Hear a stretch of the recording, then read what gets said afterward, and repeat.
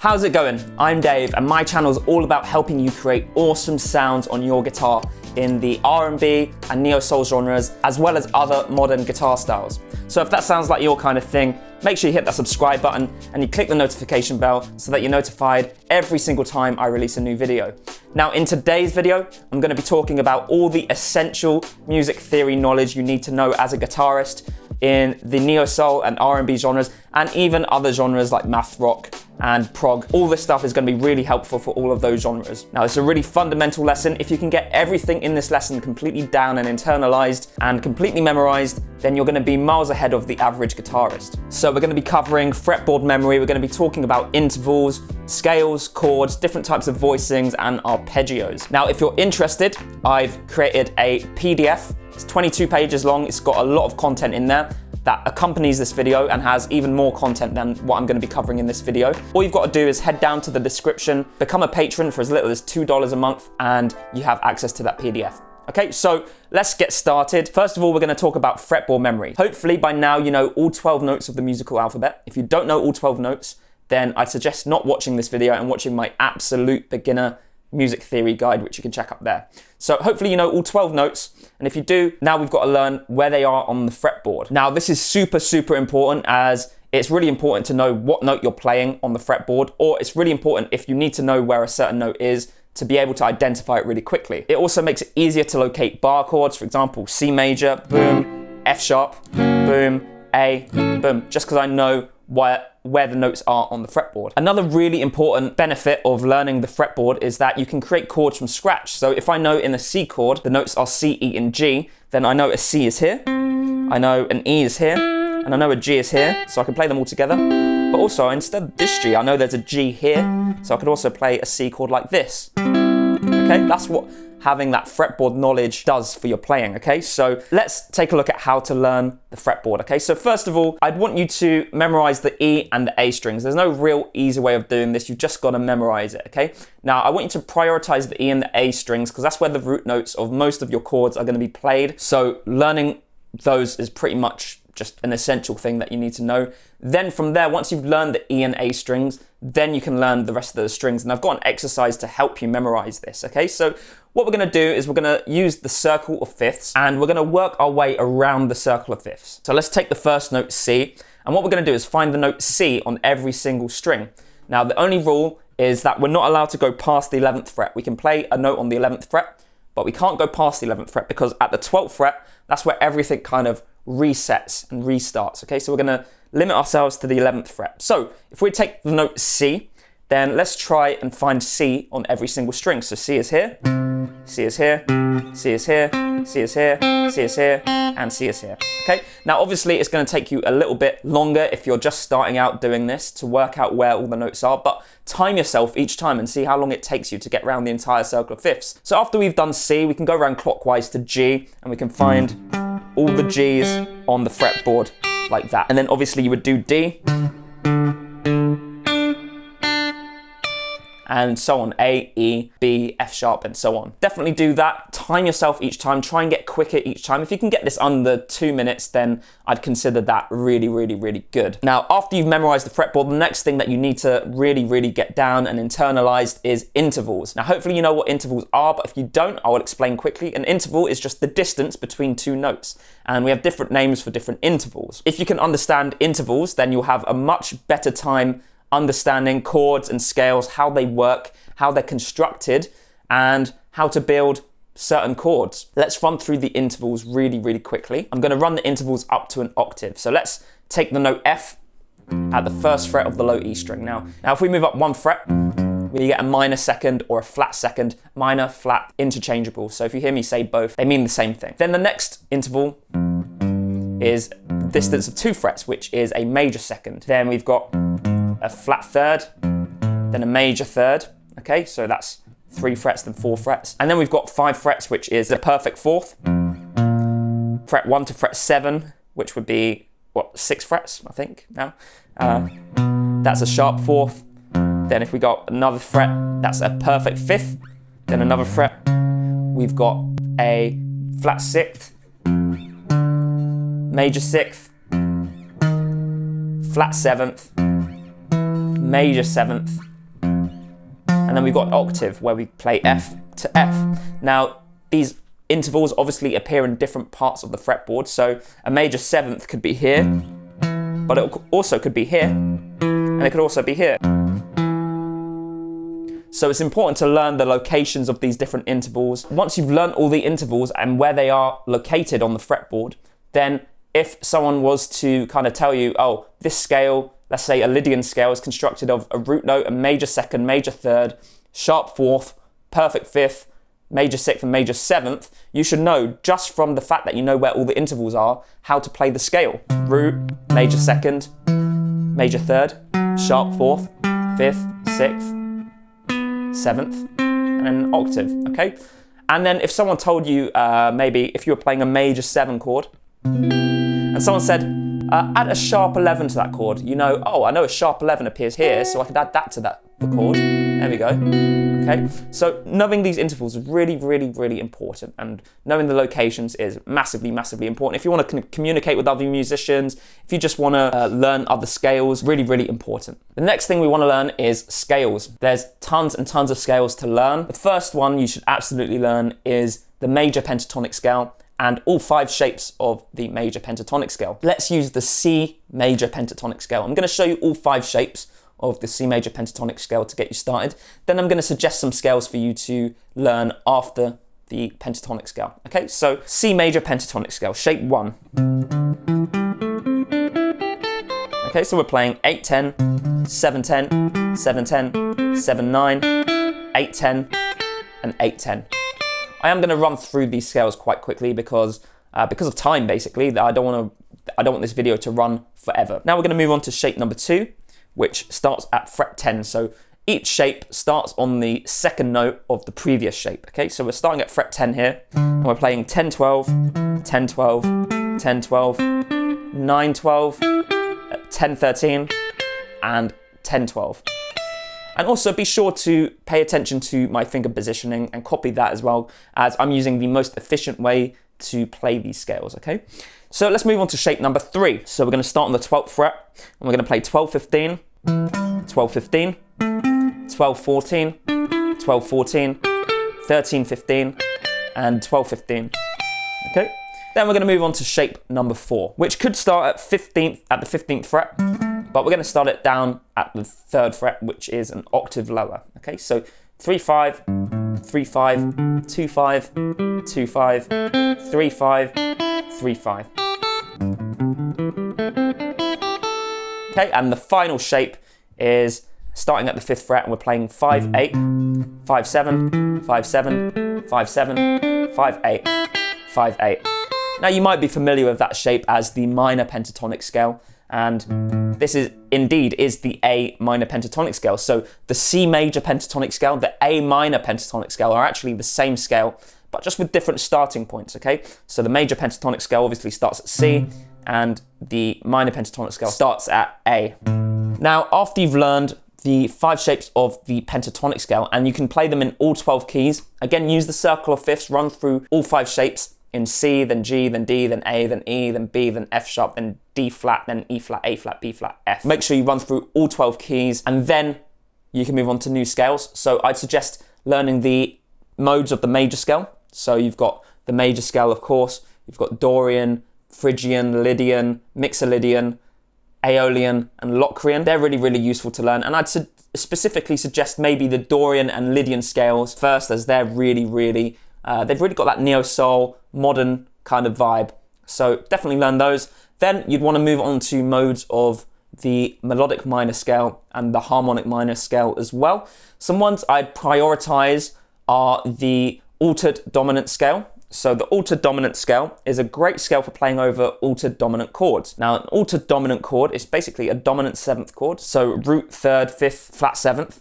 But the 5th is altered, or the 9th is altered, so you could get a sharp 5th or a flat 5th, or you could get a sharp 9 or a flat 9, and add those to the chord. So you get sounds that kind of sound like this. Really jazzy sounds, okay? And learning the altered dominant scale, you can play that scale over these types of altered dominant chords.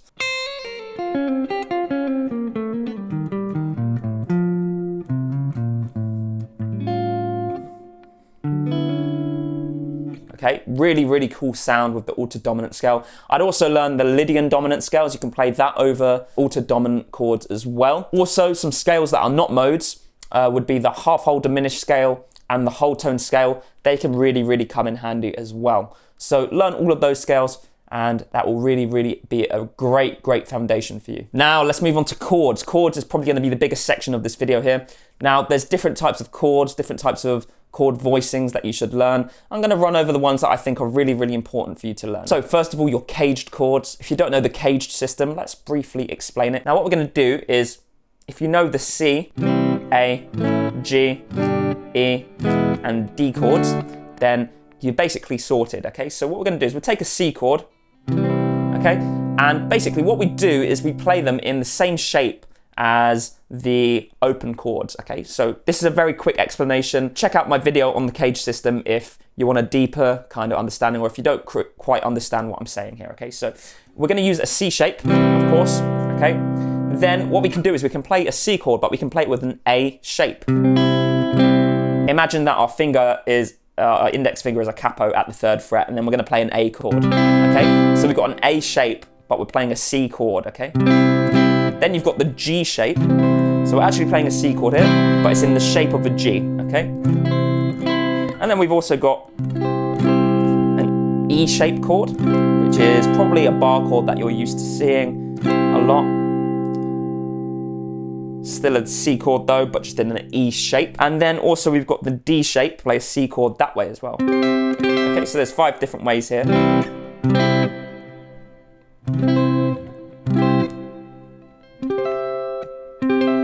5 different ways you can play a C major chord with the caged system. There's also minor chords you can learn with the caged system. You can also learn major 7s, minor 7s, dominant 7s with the caged system too. Once you've got the caged system down, then you can learn different types of voicings. So the first type of voicing is closed voice triads. So you can take your major chords, your minor chords, diminished chords, sus chords, augmented chords even, and closed voice triads are where basically you play all 3 notes in the chord as close together as possible. So for example, a C major chord, we've got these different triad shapes.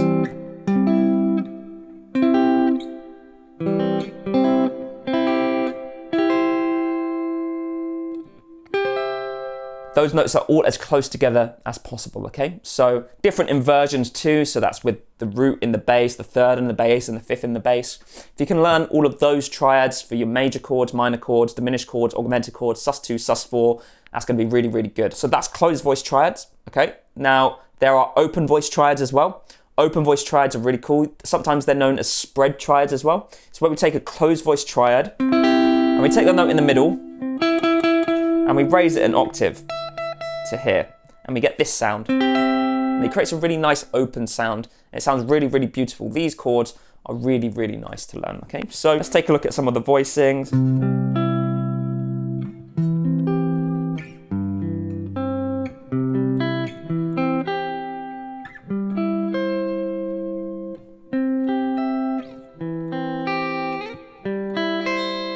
Okay, so these voicings are in the PDF down below as well. So if you want to learn them, check it out.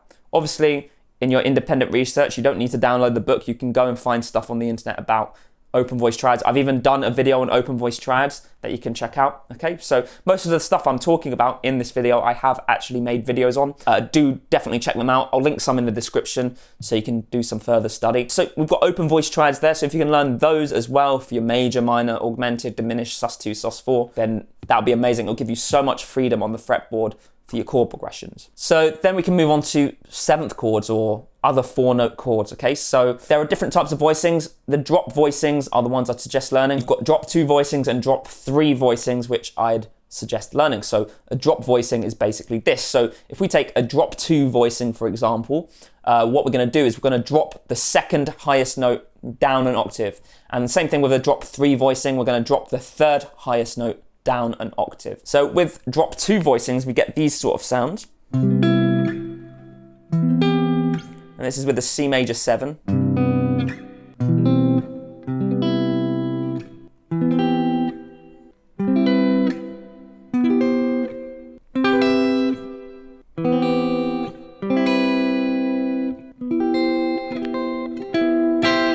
Okay, Okay, so quite a nice sort of sound we've got there. And then my favorites, drop 3 voicings. They're a bit more open, a bit more spread out, sound really, really nice. So I'll show you some drop 3 voicings. This one's a tricky one. There we go. This is probably my favorite one.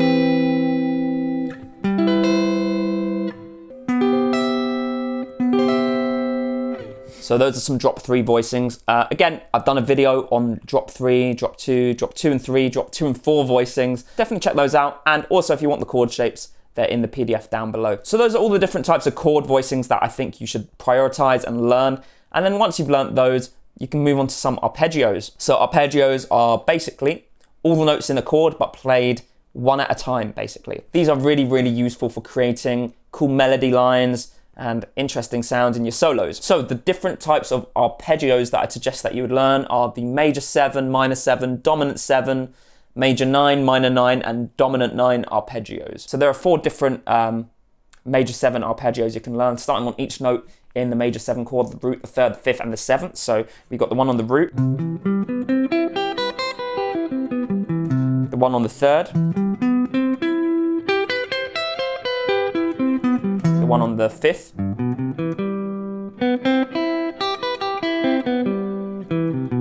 and we've got the one on the 7th as well.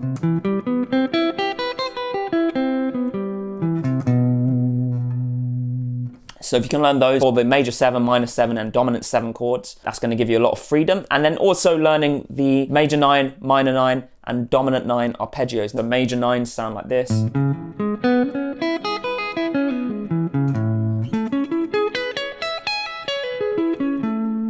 Okay, got a really cool sound. Then you've got dominant 9s as well and minor 9s. Basically, you've got a really good foundation here for music theory on your guitar.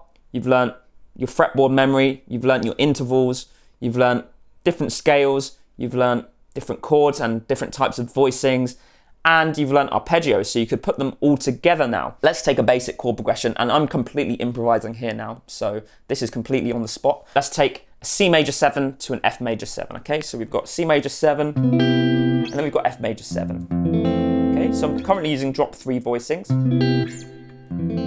but maybe I could use some drop 2 voicings.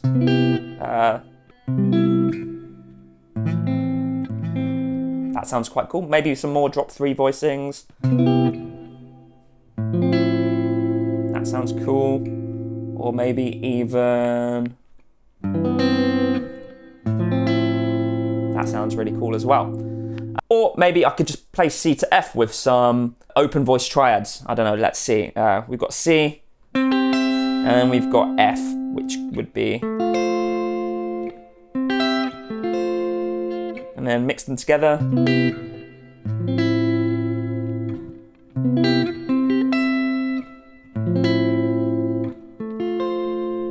Okay, and then you can start mixing in your scales. So if we mix in the major pentatonic scale here, then an open voice triad, then some more major pentatonic scale,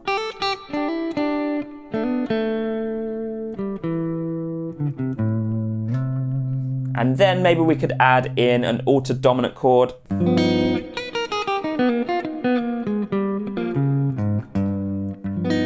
Okay, with the altered scale, and then back into our C major.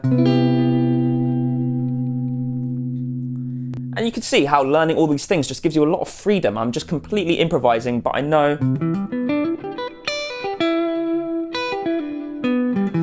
arpeggios, scales, different things to do in different places. I know they're going to work. That's the importance of learning music theory. Music theory will just really help you get to where you need to go without having to experiment and just spend ages messing around on the fretboard to get the right sound. You just know, I know what I need to do here to make something sound good, okay? If you're just messing around on the fretboard and something sounds really cool, you don't know what you did, you can analyze what you did, and music theory knowledge will help you understand what you did and make the most out of it. So I hope this video has been really helpful for you. If you did find it helpful and you want to give back, then of course you can check out the PDF that I've written to accompany this video and become a patron on my Patreon page. I've also done videos on every topic I've covered here in today's video, that go into way more depth. So you don't have to sign up to the Patreon, you can just learn stuff from my videos. I'll link lots of the videos down below for you so that you can further your learning. If you did enjoy the video, make sure you click the like button. Let me know what you thought in the comments. If you enjoyed the video, I'd love to know your thoughts. If you have any other video suggestions, let me know in the comments too.